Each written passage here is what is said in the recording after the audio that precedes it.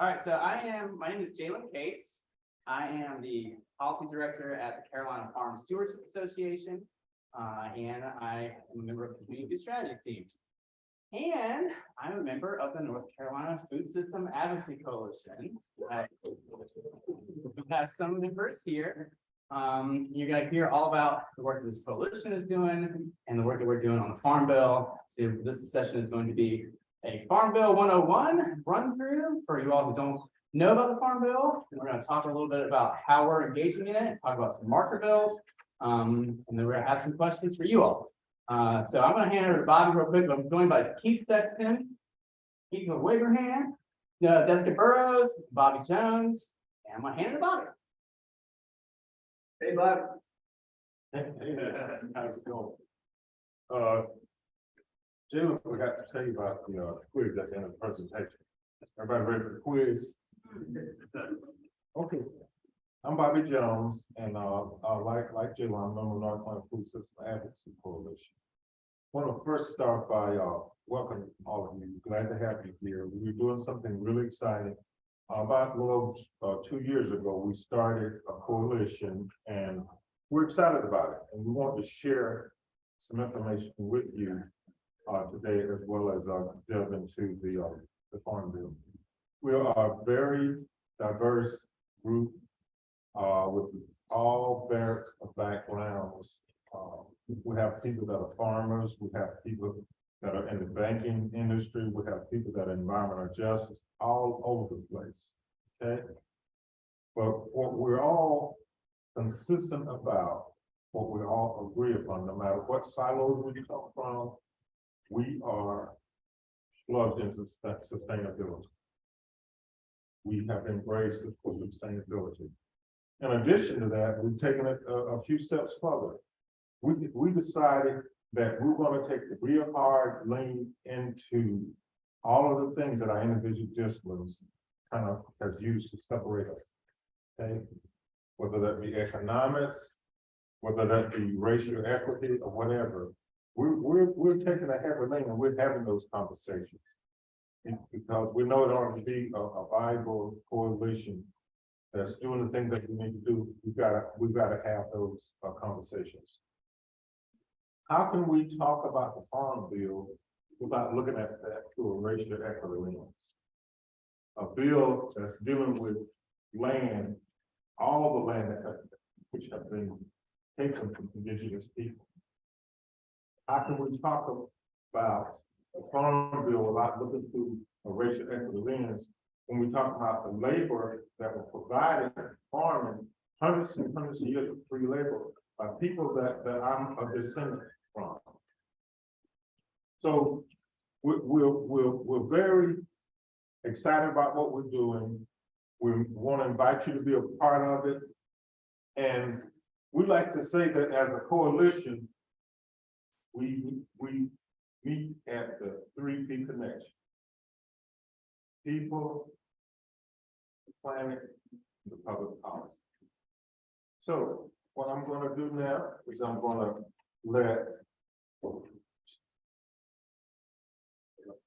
Keith's going to come hang out with you for a while. Oh, let's listen to that real quick. Okay, let's do some introductions. Yeah, why don't you start, Bobby? Okay, my name is Bobby Jones. I'm the president of Down East Coalition Environmental Social Justice Coalition and the Goldsboro Resilience in Goldsboro, North Carolina. We started our organization in 2014 when we discovered that we had 6 million tons of poisonous coal ash in our neighborhood, and we had to advocate and work around it.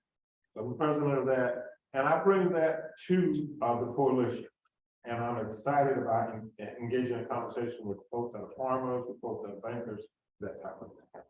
Jessica. Hey everyone, I'm Jessica. I live in Durham. I work for MomsRising, which is a national advocacy organization. If you are a mom, have a mom, or had a mom, I encourage you to check us out. We're at momsrising.org. We're also in Spanish at mamasconpoder.org. And we advocate for family-friendly policies and for a nation where businesses and families can thrive. And so one of our issue areas is hunger and food insecurity. So that's what I work in. And again, I'm Jaylen Cates. I'm the policy director of the Carolina Farm Stewardship Association, and we're a member-based nonprofit that serves North and South Carolina. We have around 2,500 members, most of whom are professionally farming or are like small backyard poultry people like myself, or I have a garden. And we bring that lens of for resilient, sustainable agriculture to the village. I'm from Edward. I'm Pete Sexton. I'm the United Methodist pastor. I'm the Peace with Justice coordinator for the conference. So we fund issues around social justice, racial justice. I've also written a document called the Resilient Agriculture Toolbox for local churches, helping churches transform their land into things that sequester carbon, provide space for local farmers, and also provide space for a more just food system. And I'm also a beekeeper, so I'm really glad that the gift today is time. We need a fan license. Sweet. So we're going to share a little bit of, we're going to tag team of Farm Bill 101 with you all. And this is something that we've done as a coalition for the past year and a half, is share information about the Farm Bill virtually with folks across North Carolina and in person in spaces like this. And we have officially 55 members now that are organizations and individuals. We have an email list that's like calling up to like 350 people. So it's a great way to connect. Maybe you can add you to that email list. We're sharing lots of information about how you can get engaged in the Farm Bill. So before we get into it, as Bobby mentioned, it's very important to talk about what the Farm Bill has never addressed. The fact that the U.S. food system is built on land stolen from indigenous people and cultivated by the forced labor of enslaved African people. We all know this isn't Asian history. And the Farm Bill has never addressed structural racism fully, and we believe that it must in the future. And you don't need to look hard before you see the many places where racism is built into the structure of our current farm and food policy. The economic system of slavery is enshrined in our Constitution and upheld in laws like the Fugitive Slave Laws, provided white landowning farmers with immense wealth, the generation of forced Black labor and suffering. And this wealth, which was only available to white farmers, continues to define the boundaries of our field. The access of capital needed to farm, and the opportunity to bring crops to market. So we, as Bobby mentioned, are constantly working to ensure that there is equity in the Farm Bill. And you will hear that as we talk about our priorities. So what is the Farm Bill? Why is there a Farm Bill? The original Farm Bill was really 3 separate but related bills that were passed by Franklin Delano Roosevelt in the 30s as part of New Deal legislation. And if you remember, New Deal was done to kind of bring the country out of the economic crisis of the Great Depression and the environmental crisis of the Dust Bowl. And so while the Farm Bill has changed a lot since the 1930s, in the past 90 years, its primary goals very much remain the same today. But what has changed a little bit is the process by which the Farm Bill is passed. So what is the Farm Bill? The Farm Bill is a giant package of authorizing language that is divided into different sections called titles. And each title addresses a different aspect of farm, food, or rural policy. It's important to notice that the Farm Bill affects rural policy in ways beyond food and agriculture. And every time a Farm Bill is passed, there's different titles, but generally there are around 12 titles. And you can see where those are laid out now. And we kind of like to give this analogy as the Farm Bill as a long freight train to think about like why it exists and how it's passed. All these different things included in the Farm Bill. They are all put out individually as individual pieces of legislation. It would be impossible to get the political will to have them all passed. So the Farm Bill is really like a train that's pulling along different pieces of federal legislation to kind of bring it to a place where people on both sides of the aisle, both houses, will pass it, and there'll be political will to do it. So the real engine driving this, one of the big engines driving this since the 30s, would be programs that support growing commodities. So commodities are staple, non-perishable, generally storable foods like corn, soybeans, wheat, rice, peanuts, sugar, dairy, cotton, all those fun things. And so that's been around since the 30s, it's a very important part of the Farm Bill. It drives it really hard. And the second engine, also from the beginning of the Farm Bill, is nutrition. You're going to hear a lot about from Jessica here shortly. The federal nutrition programs, especially Supplemental Nutrition Assistance Program, or SNAP, is the other big engine. There should be like 2 or 3 engines up here instead of just one that is pulling it along. And then starting about 30 years ago, the conservation title has really become another engine that is driving the Farm Bill package. And that wasn't necessarily the case in the 30s, even though it was related to conservation even back then. But the conservation title, supporting farmers and engaging in practices that will better support ecological outcomes, is a big driver for the Farm Bill. So to complete this metaphor, the other titles like trade and rural development, they would all kind of be these cars in the middle, with maybe the caboose, the miscellaneous title at the end. So all these cars wouldn't really move along. They would not go down the congressional pathway to passage necessarily without these 2 big engines up front.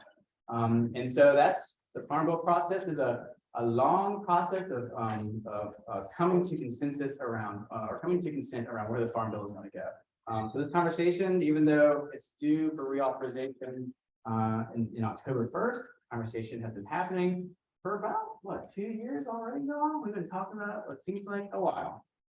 So it is a process, and these large engines kind of drive it. So what is it? The Farm Bill creates and modifies farm food nutrition and rural development programs, most of them managed by the USDA. It really sets the rules of the road for our entire nation's food system. Whenever you're eating every day, your plate has most definitely been influenced by the Farm Bill. It affects who grows it by determining who has access to capital, land, management tools, how it is grown by supporting different programs that reward different production systems over others, what is done with those products and where they are sold by giving farmers opportunities to add value adds to their products, who can access those goods through nutrition programs like SNAP, how we invest in rural communities through all these programs that support rural broadband, healthcare, community facilities, energy production, and then what is done with those products and where they are sold. So it is a big freaking deal. And this is my 3rd Farm Bill that I've been working on. I've been doing this work since 2011. I started with the last Farm Bill process. And it is a unique process every time because you have different congressional folks working on it every time. What else do I get out of here? I think I might skip this slide. I kind of mentioned all this, so I'm not going to keep going at the same time. So the majority of spending does go to SNAP. A lot of people may not realize that. If you're thinking about the Farm Bill, these were all pre-COVID estimates. So these numbers are actually really off. And I didn't have time to have a new graphic, but because of COVID, the SNAP rolls increased drastically, which is SNAP is designed to do during times of emergency. So that number is actually higher than 325 billion. I think it actually doubled to 664 billion. It's a lot. And then there are crop insurance programs, 78 billion, commodity programs at 64 billion. Those other engines, conservation programs, 60 billion, and then the remaining is about 7 billion. And I have to point out here, I have to click it on, put up this little other, that 0.1%. That is where we are fighting over a lot of dollars for local and resilient food systems. All kind of lives in this 0.1% of the giant overall package. So maybe may seem really frustrating that we're fighting for 0.1%, but the dollar impacts are large and they make an impact. I'm gonna mention the conservation title. I'm gonna hand over to you, Jessica. So we're going to talk about a few titles that are very kind of important to us, and then we're going to tell you all about marker bills and what they are, and then some bills that are being floated to support the Farm Bill. So the conservation title is such a critical title, especially now with extra funding for conservation through the Income Recovery Act. So the conservation title of the Farm Bill generally contains authorizations, programs, and amendments for programs that encourage farmers and ranchers to voluntarily implement resource conserving practices. They're not going out and mandating people to do these things. This is all, you can opt in to get some resources to take on these practices. So there's working lands programs that allow private land to remain in production while implementing various conservation practices. There's also land retirement programs where they're encouraging people to take land out of production and put it into easements. Either they have a match with the states to do that. And then there's all sorts of funding for these kind of partnership agreements with states and individuals. So some of you may have heard of programs like the Environmental Quality Incentives Program, MWUYF, if you're a farmer. This is a conservation title funded program that actually helps farmers get high titles sometimes. So it is all about helping farmers do their practices in ways that can support their business while also doing it in conservation ways. So we feel that the conservation titles should need to be improved and strengthened, and we'll talk a little bit about a bill that will be doing that later on. I'm gonna hand it over to you, Jessica. Okay, let's give it up for SNAP. Let's SNAP. Okay, thank you. So I mean, that was a little fun thing, but, oh, thank you. But there's really nothing funny about SNAP. SNAP is the nation's, oh, that's you, okay. SNAP is the nation's first line of defense against hunger, helping to put food on the table for over 41 million people each month as of September 2022. So when like Jaylen said, and as many of you know, and SNAP is also known as EBT or food stamps. So when the number of families struggling to make ends meet increases, SNAP responds quickly and effectively to meet that need by putting money directly on SNAP EBT cards, which are like debit cards.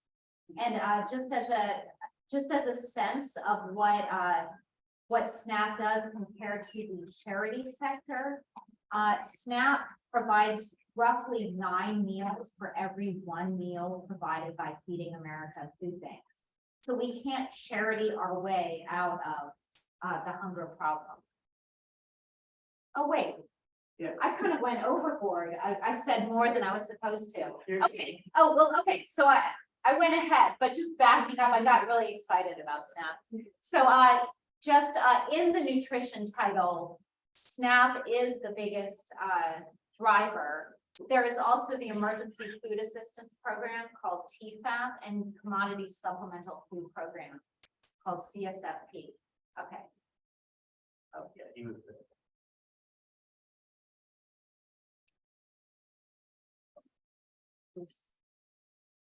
Okay. Oh, right. Okay, there we go. About the importance of SNAP. Okay, and what happened to nutrition in the last Farm Bill? Just very briefly, I'll say that there was a huge fight over SNAP in the last Farm Bill, yet SNAP was protected and strengthened. I just mentioned that because already it's coming up again. Just to get a sense, raise your hand if you've read anything in the news so far this year about, okay, so they're talking about like, it's basically like who's worthy of getting SNAP, and we need to cut SNAP, which is code for racism and other things. So already we have to gear up for that fight again. But for the past 5 years, it's been protected and strengthened. Also, online access to SNAP was really built into the last Farm Bill by broadening the definition of SNAP retail food stores to include online stores. And there was a required nationwide implementation of online acceptance of SNAP benefits after pilots were completed. So that was great. And TFAP was reauthorized, which is the Emergency Food Assistance Program that food banks really benefit from. And what was strengthened in the last Farm Bill was it's called FDIPR, Food Distribution Program on Indian Reservations, including self-determination and food purchasing by tribal organizations. So that's just kind of a taste of where we've been. Okay, back to We'll come back to SNAP in a second. We also just want to mention the crop insurance title. Crop insurance is incredibly important to farmers to be able to farm and not worry about going belly up if they lose a crop. In the last Farm Bill, which was 2018, we had the Agricultural Improvement Act of 2018. It made a few changes to the crop insurance program. The most significant was allowing industrial hemp to be insured through those programs, but it also shored up the whole farm revenue protection program. And so insurance for farmers kind of comes in two forms, like insurance, yield insurance and revenue insurance are different protections. And whole farm revenue protection is for diversified farms who are growing lots of different crops. Normally you have to insure crops crop by crop. It doesn't necessarily make sense to do if you're a diversified vegetable farm growing 25 different crops. So whole farm revenue protection was a crop insurance tool that was made and was shored up in this last Farm Bill. We're going to talk about that a little bit more in a second. But I want to show, you might need to do this for me, Allie. Could you click on that link? Oh, go back and click on that link. So the National Sustainable Agriculture Coalition, of which CFSA is a member of, and the coalition may become a member of at some point. I don't know. We interact with them a lot. But they're a wonderful national organization based in DC. They do a ton of work on the ground. They're the reason the conservation title is as big as it is, and it has grown over the past 30 years. They are amazing folks, but they have this Farm Bill Programs and Grants website. Allie, could you maybe I can scroll down? Let me scroll down, just scroll down. So if you see here, just pause for a second. You can see beginning farm and rancher development program, conservation reserve program, direct and guaranteed farm loans. These are all, I mean, this list, you can keep scrolling. These are all programs to support communities and farms. And they've done an amazing job to lay out what they all are, what their requirements are, eligibility wise. And then maybe you can go up to the top, Allie, and click on beginning farmers and ranchers development program. Scroll down a tiny bit. So this, it explains everything. It gives you the basis, eligibility, program and action. And then if you keep going down, it'll give you program history, funding, and then how it really got into the Farm Bill. So if you're a real policy wonk and you want to know all those details, you can go in there and learn all of that. And if you're engaging in advocacy on it, you have all those tools at your disposal to then know exactly how to talk about these programs with your lawmakers. So if you take a look at this and you realize that you've benefited from any of these programs, please email us. We always want to talk to folks who have access to USDA programs and then bring that, to lawmakers to either thank them or to tell them how those programs can be improved. Mostly it's the latter, but with a little bit of things on there. So please check that out. And we can share out the link afterwards for folks need it. So message us on Hooba and we'll share that with you. Thank you, Alan.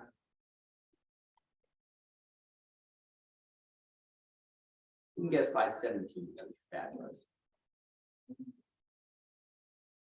So who writes the Farm Bill? What's the process?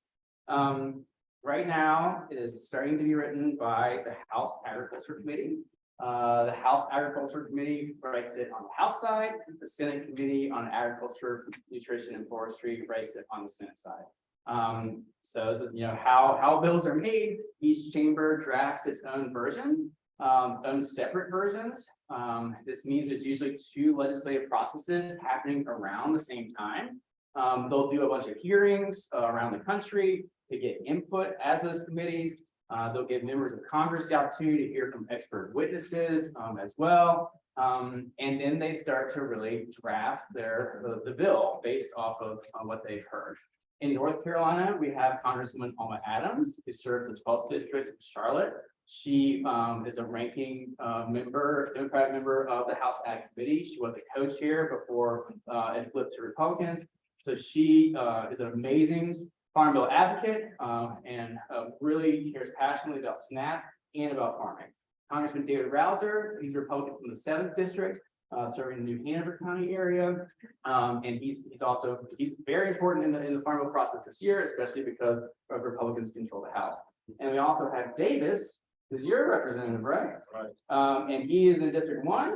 Yes, covers this area. He covers this area. Yeah, so we are in District 1, where Butterfield used to be, and now Davis, and he's a Democrat, just elected, and he's also on the House Ag Committee. So North Carolina is kind of unique, where we have 3 members of the House Ag Committee, which means we can really try to influence that bill as it's being developed. So we've been talking to Browser and Adams for a long dang time, and we just started talking with this. So this is you all, hopefully, maybe you old folks in the room like me, you've seen this cartoon, it's familiar to you all. So once both chambers complete their drafts, the committees debate those, and then they go for markup, meaning that people can offer amendments or changes to those drafts, and then they have to pass the final version of the bill from committee. Then the committees send their bills to the floor, which is then considered by each chamber. So then they are debated, amended again, voted up, and passed. Then the 2 bills have to be recognized between the 2 of them, because they're going to be different between the House bill and the Senate bill. So then they create a conference committee, which combines the 2 separate bills. They appoint members of the House and the Senate to be on that committee, and then their job is to create a compromise bill that brings in both of those packages together. Ooh, that can be difficult to do, y'all. And so we will see how that plays out. And then if it's passed by them, then it goes to the president, who can sign it or veto it. And so we will see this year. We already are hearing rumblings that the Senate and the House Ag committees might not be able to get along to pass one. And they might already be talking about how to do an extension, which we'll talk about more later. All right, cool. This is you again, Jessica. I don't know what I'm talking about. I'm glad it's not just me. You go to the next one, Alex. Okay. Okay, so marker bills. So this is interesting. So they are introduced bills not meant to be passed on their own, but rather to be incorporated into larger legislation. So there have already been marker bills that have been drafted for the Farm Bill. And marker bills are an effective way of introducing a new idea or improving an existing program. And so marker bills for the Farm Bill have already been started to be announced. So we're going to go through a few of those, and I'm going to talk for a minute about important nutrition marker bills. Okay, but just before I get to them, the bottom line of all of the nutrition marker bills are about reducing barriers to accessing SNAP and expanding SNAP and protecting and strengthening SNAP. So the first bill, as Jaylen mentioned, Congresswoman Alma Adams, she is a huge champion of nutrition in the federal nutrition assistance, and she was a champion and one of the authors of this bill. It's called Closing the Meal Gap, and it's about boosting SNAP participants. So SNAP benefit adequacy will be improved by replacing the thrifty food plan, which is currently there, by the more adequate low-cost food plan. And this is all about increasing the amount of dollars that go into families' pockets for SNAP. So, and 2 vulnerable populations would really be addressed with this bill. It would boost SNAP benefits for families with children who are forced to choose between food and shelter. And it would also boost SNAP benefits for older Americans forced to choose between food and medicine. And it would really boost the SNAP minimum monthly payment from $20. Okay, the next marker bill is called the Improving Access to Nutrition Act of 2021. And this would lift SNAP's arbitrary 3-month time limit on SNAP eligibility for certain working age adults to ensure that eligible people have access to nutrition assistance and stay healthy. So currently, if you are considered what's called an able-bodied adult without dependence, and this is pre-COVID, and this rule is about to come back, then you are only allowed to be on SNAP for 3 months if you are unemployed, and then they tear them away from you, even if you are looking for work, even if there's no work in your area. So this bill would be a long overdue change to promote food insecurity, to promote food security and equity for people with low incomes. Okay, the next bill is known as the EATS Act, Enhanced Access to SNAP Act. And it is far too many eligible college students do not even know that they are eligible for SNAP and face many barriers to accessing SNAP, including that they have to work a minimum of 20 hours a week and other things. So this act would level SNAP access for low-income college students. And it would no longer condition eligibility on working 20 hours a week.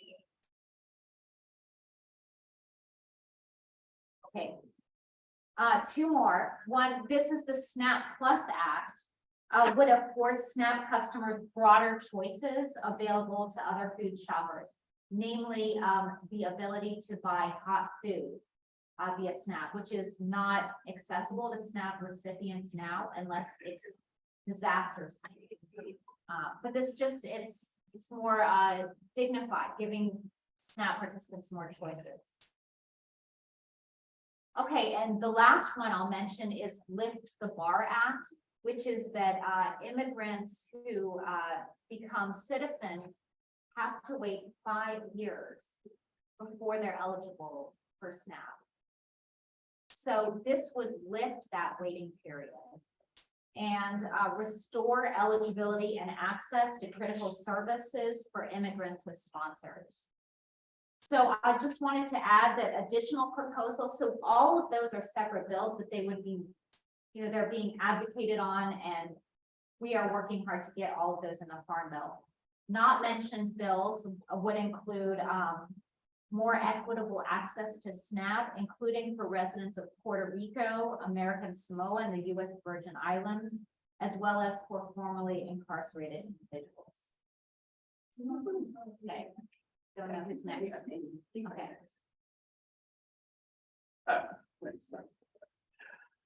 Pardon y'all, we usually do this on Zoom. We're a little smooth on Zoom. So the next one we want to mention is the fresh produce procurement reform. Nice, we're doing it like. Oh, but much better. So much nicer. I get to see Bobby in person. Goodness gracious. So Fresh Produce Procurement Reform Act, FPPRA. This is a bill that was introduced last year and is going to be reintroduced in this Congress. But this really mandates the USDA to change how they do their work during times of emergency.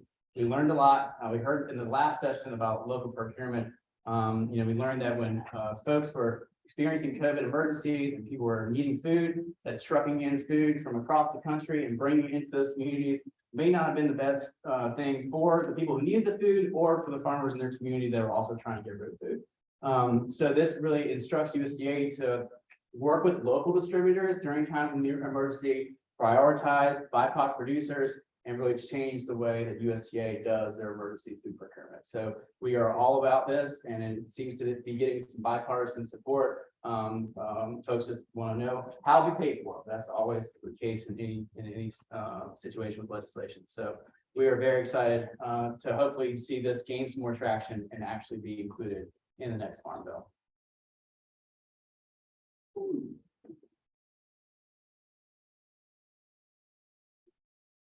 So how many of you start your day with plan A and by lunch you're on plan B and afraid by the end of the day you're going to be on plan C? This is a farmer's reality. The farmer is an adapter, an innovator, and an inventor. And farmers will tell you that you can have plan A, B, and C, but there's no planet B.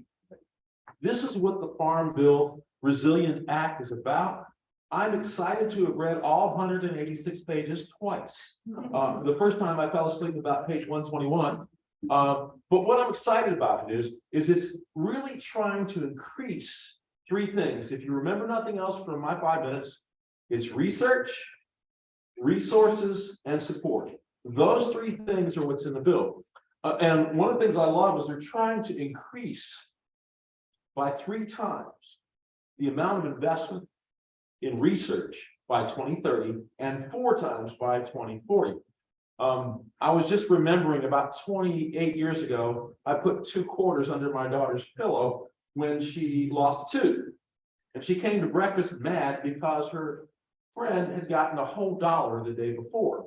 So I rushed back to her bedroom and put a dollar under the pillow. We made her bed. She was excited. She had tripled her investment in a matter of about 2 minutes. So I'm going to send her up to Washington to see if she can do the same thing. But here is what's at stake. A heightened emphasis on research for sustainable, farm-based climate change adaptation and mitigation, soil health and carbon sequestration, reducing manure and nutrient off-gassing method, putting back into the farm the meeting of crop and livestock together, and advancing grazing systems so we get away from CAFO created meats to grazed meats. And lastly, the preservation of the farmland. If you can't stay on the farm, you can't grow food. So one of the neat things is in the RTP, there is a USDA resilient climate hub. They are going to get more money to put farmers in touch with academic, professional, private entities that are going to give them tools, going to give them proven methods. Sounds like a good plan to me. So under the issue of soil health, there will be new USDA grants for governments and tribal governments to promote soil health. There will be a brand new agency under the USDA for soil health and greenhouse advisory committee. Imagine this, you empower people to figure out what the next major issue is so that we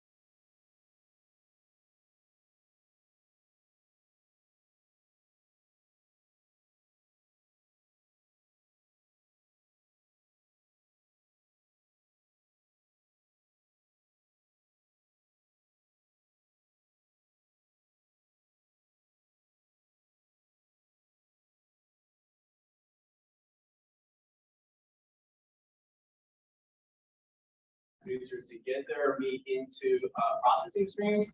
Sometimes they have to call a year in advance right now to make their appointment to get their livestock slaughtered. And that is an awful situation. It was an awful situation before COVID hit, and after COVID, it's just exasperated. So this is all about supporting that small livestock processing industry with vocational training and with money for infrastructure so that small regional processors can expand to be able to serve small and mid-sized producers who wouldn't have the ability to process.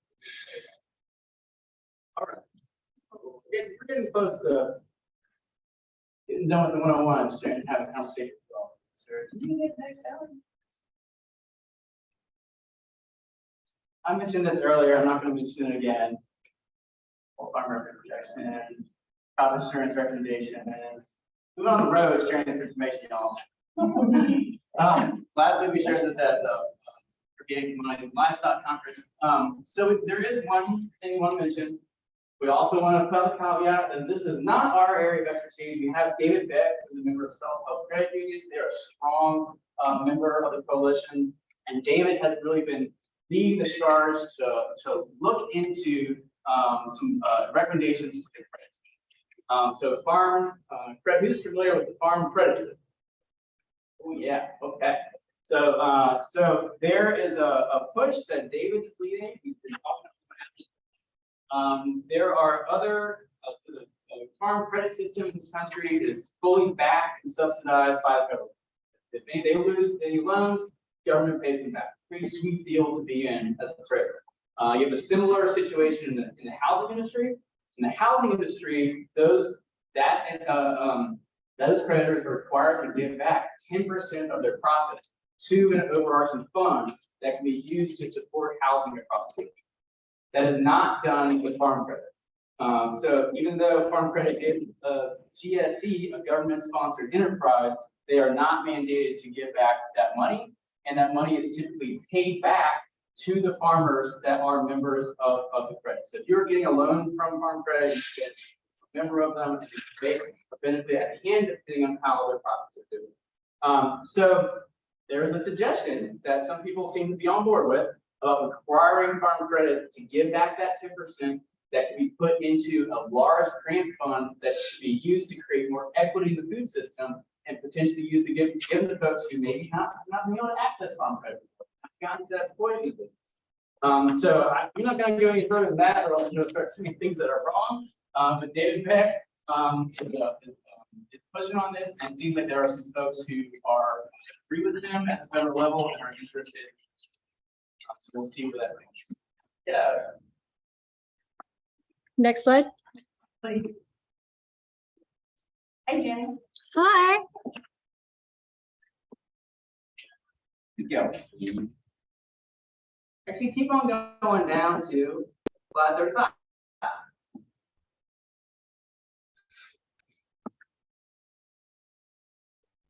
All right. Well, that's kind of the end of our Farm Bill 1. Lavonia Lewis is a member. She works for Men and Women United for Youth Families. They're also a member of the coalition. She participates in our organizing committee. She was supposed to be here today to share a little bit of this, what you can do, but she couldn't be here today because they have a large grant application. So we just want to share a little bit like what you can do as individuals to help make the Farm Bill better. And that's a really, help your members of Congress, the organizations develop and support good market bills. You've heard about making market bills. Please talk to your members of Congress about them. We will support you in that work.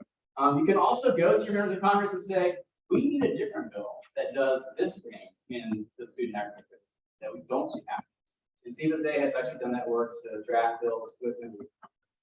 So you don't just have to support what's already there. You can say, hey, let's work on a bill together and make something. Lending your voice in person or virtually. This is so incredibly important. Providing your perspective during hearings, but some of those are still happening, listening sessions, public comment periods. Right now, the House and the Senate House committees have public comments open on their website. You can go on there and make your comment. Please do that. And of course, emphasize equity. Please emphasize equity in any of the feedback that you and then please join us. We meet on the fourth Thursdays at noon, virtually. We are trying to meet with every congressional office this year, virtually at least. We're hosting an in-person event tomorrow in Charlotte. I'll be here. We're hosting an in-person event tomorrow in Charlotte with the Charlotte Member Policy Council. Some of us are here with Alma Adams and Jeff Jackson.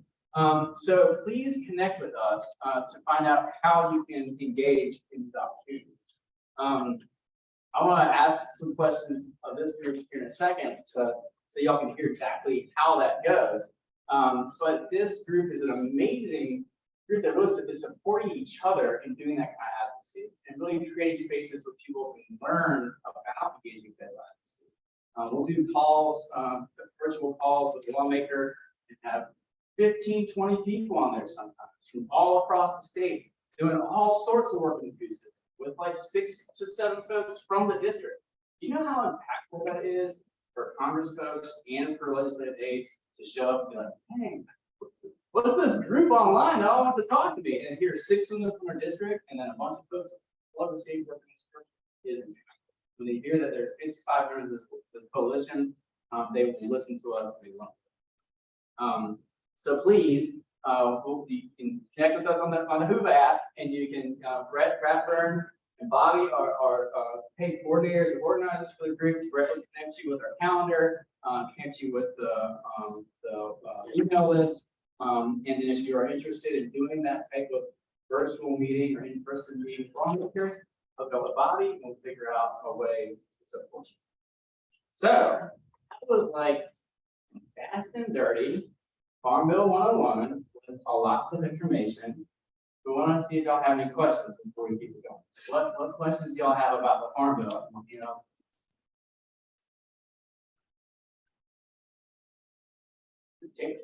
Yeah, thanks again for that. Yeah, a great overview of so many things.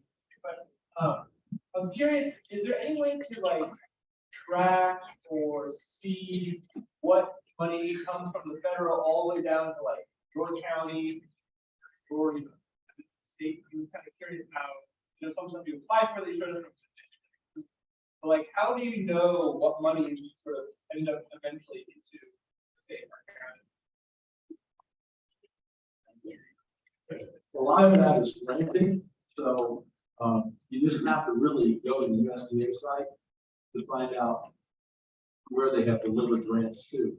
But most of the Agricultural Resilience Act is around grants or direct research to places like the Climate Resilience Hub. So once the bill is written, it comes out and it's passed, you'll see total amount of money, but tracking that is going to take hard work on your part to find out where those grants are going to and how these large blocks of money are being distributed. INSAC is doing something.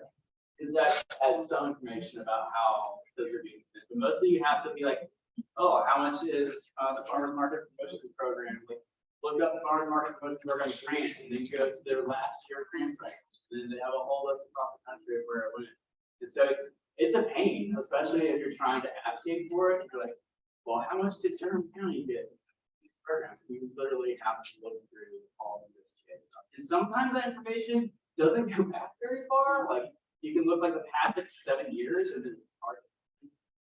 So that can be a real service that someone could provide if they had time, database or something. That and be able to show there are certain programs like community food grants that like never go to the South. There's like in like one of those grants to the South and past like for years and Bush and goes like working states or out west. So it highlights where those gaps are. But small follow-up question to it. I know sometimes money can be allocated or exists but not acquired, like folks who don't sign up for eligible. Is that also possible parts of house within any granularity within a state county? like say like so like maybe like there's a fund for like gap subsidy that they give out to every state. Every state gets federal money from Farm Bill that will subsidize gas to a certain. So you're saying like if that isn't all the way used, is it trapped that then like is sent back to the state? Yeah, I'm just curious, like, I know if we like. If we were like, okay, we know we're underutilizing SNAP in our. You know, so this makes people eligible, but this much money. That would be like an interesting place to. How could we figure that out? I don't. That's a very good. Like determining who's eligible, who isn't accessing.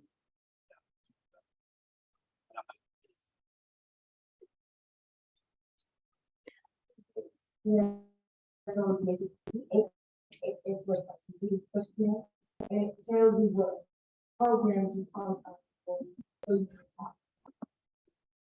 Thank you. That's dope. Yeah. Saw another hand in the back. This is that might be getting too much in the weeds. Thank you for that. Do you know anything about what's happening with increase? I did. I think that I think they just put out their local community bills like this week. I'm not. Does anyone else know? Where would we track Through Insac's website. There is also a House and Senate website that tracks the progress of the bill. And if you do that, you're going to find out that everything right now is at the starting gate. They haven't even moved on any of these bills even in the Congress. So that's another place to see how the bills are moving along. Well, in LPA, yeah, I mean, we should connect after this. With this. Yes.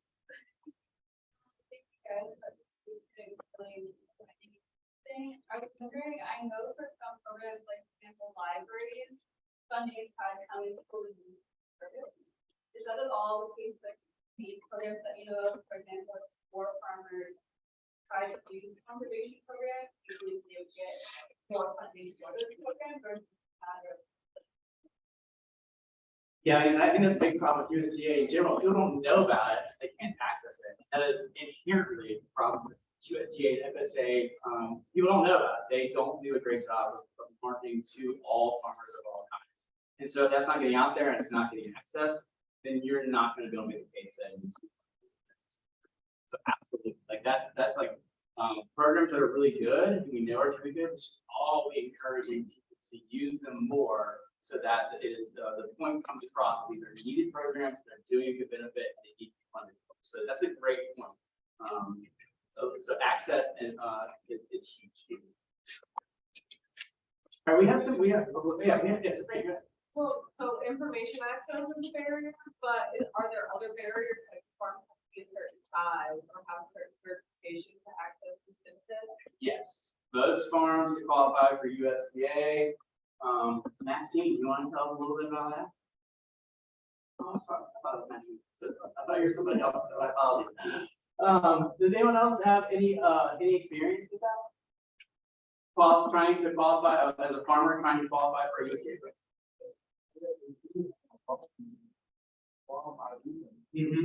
Yeah. So there are certain requirements to get a farm ID number that includes size. So yeah, absolutely. Lots of these programs are not applicable to under 2 acre farms. And in the ARA, there is a provision for organic certification cost share programs, which will reduce the cost to a farmer to be certified by certain inputs and sell them to federal state agencies. That's in the ARA. Hopefully that will. How do you access the 1,000? How do you access to qualify for that? How would you get the information? Inside the bill, there is goals, qualifications. And once it's passed, then that's published with the USDA and it has to be disseminated. One of the issues I think we named is this is less than 1% of the whole bill. So the USDA is really pushing out of these studies the larger portion. So we've got to get them pushing this side of the bill as hard as they do on this side. Because they're looking at a big chunk of that side. We're looking at quarters again.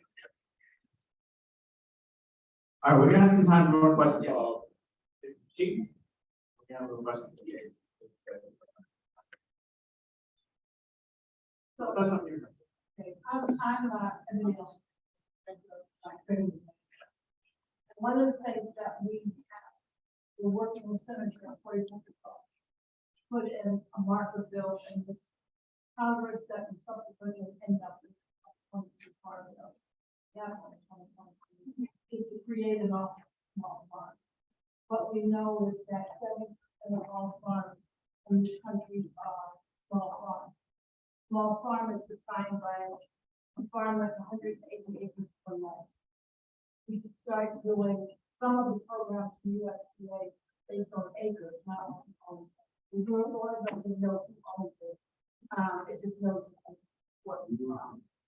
So if we can get this off small farms through, the way we have the legislation marked up now, it would have some authority and funding that will be able to help small farms. Characteristics of a small farm are 180 acres or less.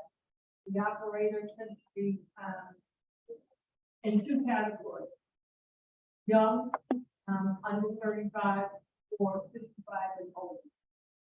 They tend to work two jobs, a public job as well as their agricultural.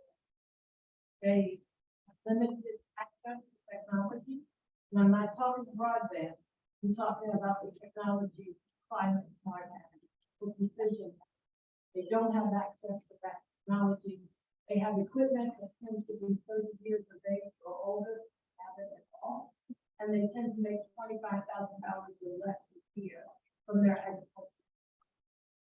We know that, as I said before, 70% of all farms in this country, small acres farms. We also know that 43% of the resources for the. The other thing is that for many of our small farmers, they don't meet the minimum qualifications or criteria to access USDA programs. This particular office would then allow them to access USDA. We need to be working on that too, because that's not part of our priority right now.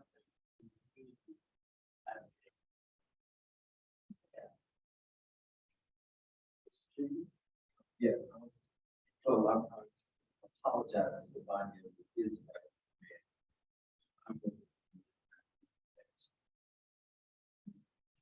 I've had the opportunity to sit on some calls, doing great things about this group, as a nonprofit director and working with big folks. They were very unique. We can slowly what's in the field that we all know. And so what we think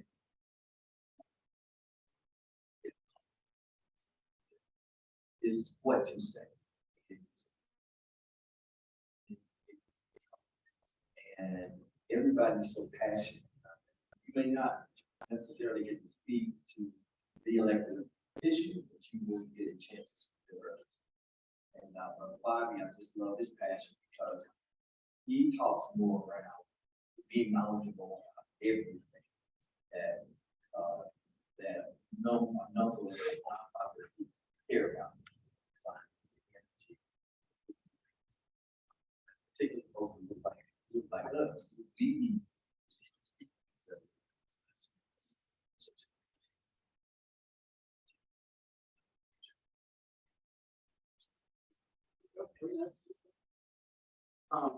Well, I think that's a good segue.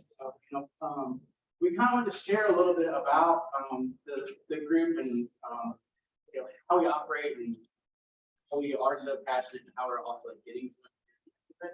So I don't know, maybe we could all.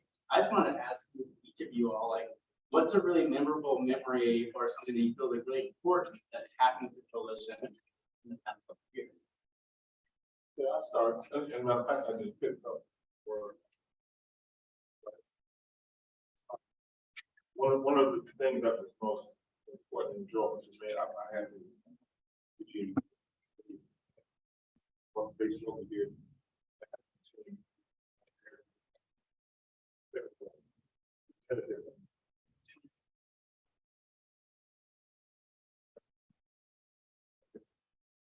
this.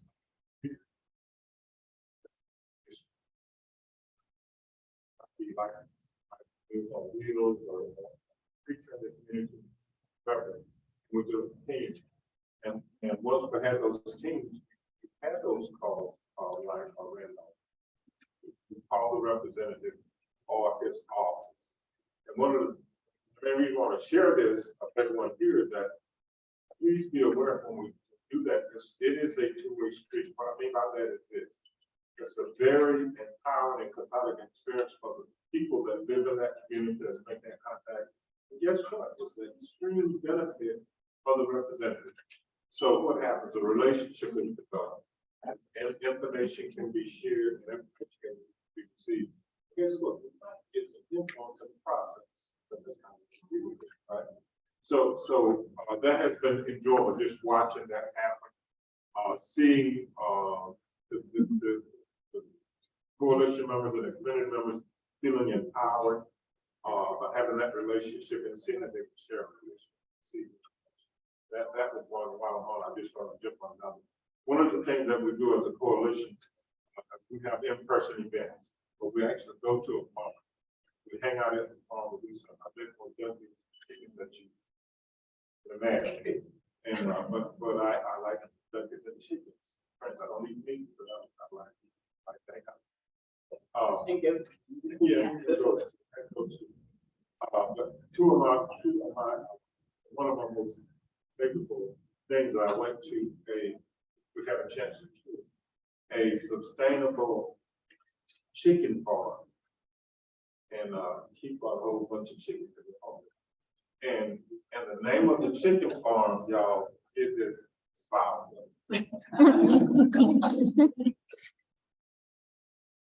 Okay. Oh, Go on. okay. Well, you stole those things. I was having fun getting those if you but I really appreciate, so I'm in the anti-hunger nutrition space. I see Dana here. She's in that space with me too. But like, we tend to be like insular. So this has been a great opportunity to connect with farmers that I did not have that many connections. I mean, it makes so much sense. I mean, we're two sides of the same coin, but it has been so valuable for me to connect with farmers and to have us, those representing the nutrition title and all the other titles, work together when we meet with representatives. It's so much more powerful. And it's also just been fun visiting farms. We have one member of the coalition who has this amazing small farm in Durham. And it's just been really amazing to see, like, organic, listening to her about it. So those are some things. I had the opportunity to go with folks from my college to walk the Advocacy. And one of the things I recognize is not everyone is red or blue. There's a lot of differentiation. So changing the language, depending on who you're talking to, is it Ebony? Ebony mentioned $25,000. That's gross income. That's not profit. Okay. We were advocating for $2,500 per farmer. So when you look at that as the gross income, $2,500 may represent their profit to help them get GAP certification, good agricultural practice, so they could sell more. And what we found was the first person was a co-conspirator. He was on board. All we had to do was say what we're doing. The second one, this guy couldn't be convinced if we burn a bush, turn the water to wine. But it gave us an opportunity to meet a couple closer to the middle. And when we talked about the economic benefits as well as the climate benefits, we actually had 2 or 3 people that I would say on the red purple side who voted with us. And we were able to get those funds so farmers could get the certification. We didn't get everything we wanted, but it was really cool to do that and see how your relationships with decision makers can be influenced by your relationships with seeing that you're not going to win every contest, but try to win as many as you can. So it was a really great experience. We do that all the time with super calls. And your name again, sir? Randolph. We practice ahead of time, and that's really cool. Yeah, I guess the basic, the prep meetings. Yeah. Very quickly. That just, I love that it's a non-hierarchical group. So I'm on the organizing planning committee, not because I was appointed, but because at our monthly coalition club, everyone is invited. Okay, for the organizing committee club. So we just all show up. I mean, different people show up at different times. We all decision-making process, you know, was put out who wants to be on this panel. Some of us came here, some of us are going to Charlotte, and it's just very, real new demo. I'll share a quick story. So I've worked in policy for 10 years. I've had a relationship with Alma Adams' office for a long time. But just several months ago, we're hosting an event in Charlotte on Thursday with Congressman Adams and Congressman Jeff Jackson. So we're organizing this event with their two offices, American Heart Association and the Charlotte Methodist Policy Council. We're trying to figure out, where we're going to go, what we're going to do. And I was on a phone call on Friday. It's Friday at like 6 o'clock, work call. And I get a beep in and it says, Adams calling about Alma. And I pick it up and say, hi, Jaylen, this is Congressman Adams calling you. Direct call from a congressman. See, I'm really interested in we're making the coalition several times. I know you're trying to host an event. I just want to figure out how we can make this happen. So it's like, I can never have that, ever. And then we were on the phone for an hour and a half with her just talking about everything she's passionate about the Farm Bill. And it was phenomenal. And she really recognized, she talked about the coalition a bunch, how she appreciated all the diverse voices being there, and she wanted to work with us. And then what she said was, she was concerned about SNAP. And she was concerned about what is gearing up to be a Republican fight to cut SNAP or take SNAP completely off the Farm Bill. That's been said that they want to do. Cut the nutrition title completely off the Farm Bill, make it its own thing, the block grant out for states have to match. We're totally opposed to that. As a farm organization, CFSA, totally opposed to that. And she said, how can we have a conversation with you all and Republican offices to help them to see this event? How can we work with you all, the coalition, as a Democratic office to bring that message to the other aisle and figure out how we can collaborate? And that's amazing. So I think that just shows that particularly Alma Adams sees the power of this, sees that we're making relationships across the aisle, and she wants to work with us to figure out how to do it. Okay, sure. I preface this by saying I hate Zoom. We won't break this. But one of the things that I really do enjoy about the coalition is we do everything else. And somebody bring it and just the variety of people weighing in the different points of view. And it's the only time I like Zoom, y'all. I'm sitting here, sitting all these spaces on the screen. It is very exciting. And just seeing people going back and forth and engaging and real discussion, not so easy, but the variety. That's why. So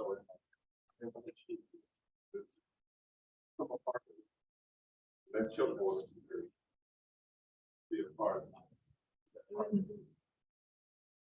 That might be a good closing right there, Bobby. I don't know. You might just wrap this up pretty good. But we're only 5 minutes left. We just want to see if more questions or concerns that you all have about the Farm Bill that you want to share with us, or see you can. Well, I just think it's brought up now. And because I've known her for 20+ years.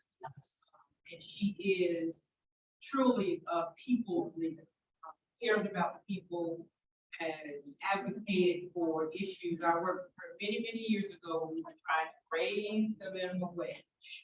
And that was a motion. But the kind of elected official that you want to represent, she's there for the people. I would just also say, having been a, I never say lobbyist, but an advocate for the people and the issues of the people for many years. Just say lobby about different people being around the table, part of your forum, especially in the political environment.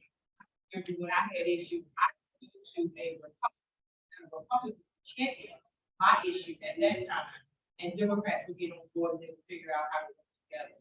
And so what I would say now, as we move forward in this space, is that we've got to be able to have some people who don't look like us, maybe don't share some of all our views, but we can come together on certain views and work together to push some agendas forward. Because we are becoming again partisan and more divided, and it is incumbent on us to figure out how we can get on some issues, push the envelope. So excited about the coalition and how we can work together. Thanks, Black Friday.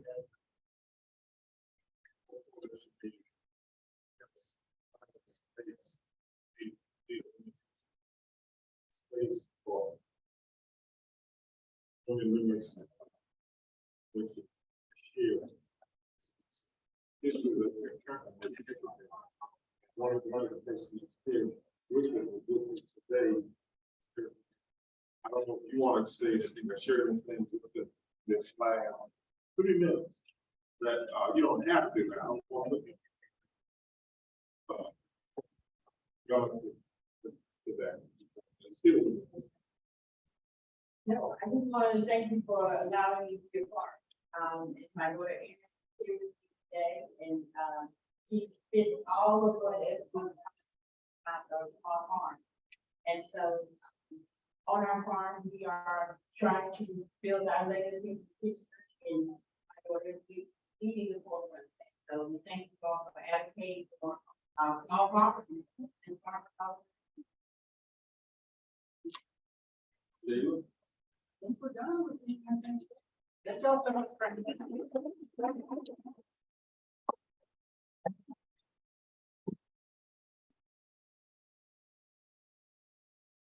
Yeah.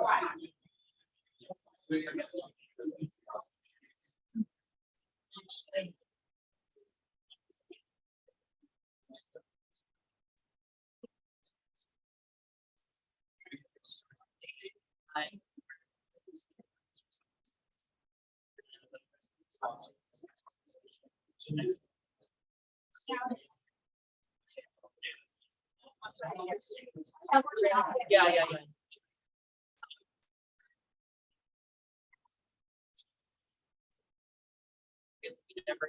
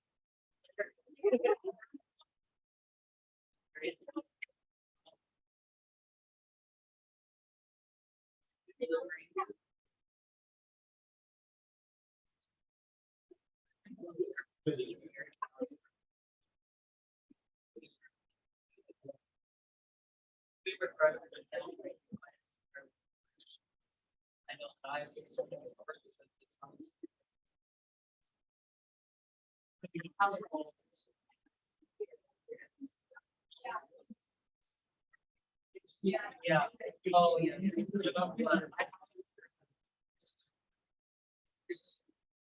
Actually, it was a